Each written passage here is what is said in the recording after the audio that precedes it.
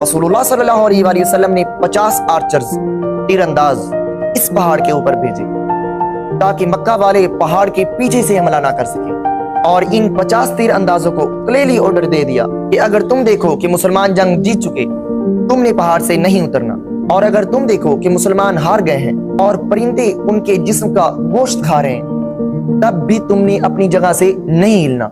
काफिरों की फौज से एक बंदा सामने आया। हजरत अली ने जाकर उसको, और फिर उसका भाई सामने आया और हजरत हमजा ने उसको भी,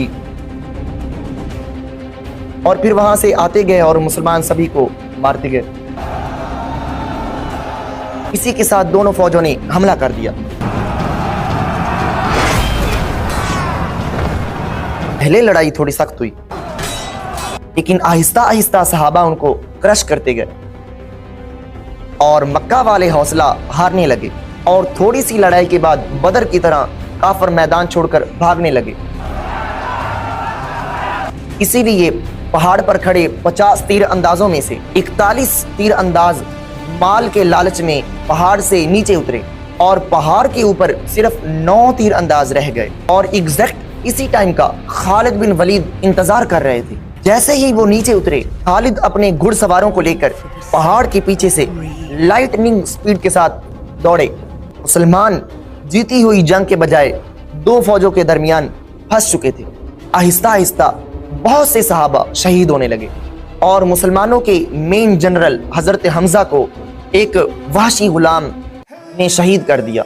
दोनों फौजों से लड़ने के दौरान मुसलमानों में एक अफवाह फैल गई कि रसूलुल्लाह सल्लल्लाहु अलैहि वसल्लम को भी शहीद कर दिया गया है।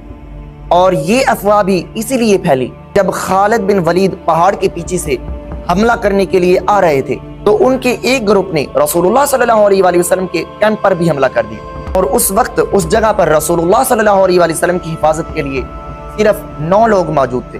लड़ाई यहाँ तक गई कि रसूलुल्लाह सल्लल्लाहु अलैहि वसल्लम का दांत शहीद हुआ, लेकिन हजरत तलहा और बाकी सहाबा ने रसूलुल्लाह सल्लल्लाहु अलैहि वसल्लम को बचाए रखा।